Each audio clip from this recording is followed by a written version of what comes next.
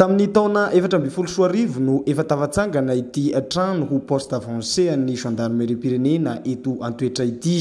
Fepetra ahafahana misy gendary mipetraka sy miasa amina poste avancé amina commune iray nefa dia tokony hisy toeram-ponenana gendary 9 farafahakeliny amin'ilay toerana. Izany moa dia mba ahafahana misahana ny fampandriana ny fahalemana. Sarotra nefa ny mahazo famatsim-bola ho fanamboarana trano ho an'ny mpiasa-panjakana hoy ny ben'ny tanàna. Tamin'ny fotoana farany anivany tamin'ity fitondrana misy ity dia nahazo famatsim-bola zay subvention exceptionnelle tamin'ny alalan'ny ministèren'ny intérieur sy décentralisation vola 150 millions ariary nanaovana an'ireto logement anankiroa reto izay misy fianakaviana efatra tsirairay avy zany mba hatateraka an'ilay hoe 8 logement zany mba ahafahana manokatra ny poste avancé. Dia isaorana ny fitondram-panjakana, isaorana ministère, dia isaorana koa ny entreprise GTLR avy Antananarivo nanatosany asa. Raha sarotra ny manao soa fa dia isaorana ny fanjakana misy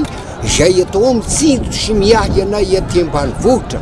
Hitanao moa izao ny zava-misy anaraha dia tsy ahoany atao hoe tsy fandriam-pahalemana ary anay dia vao maika matoky indray izao satria iorinyeto ny gendarme. Tafatsangana ary ny trano hipetrahana miaraka amin'ny birao fandriany commune sy ny vahoaka ny hiodinany amin'izay ahafahana mandry fahalemana.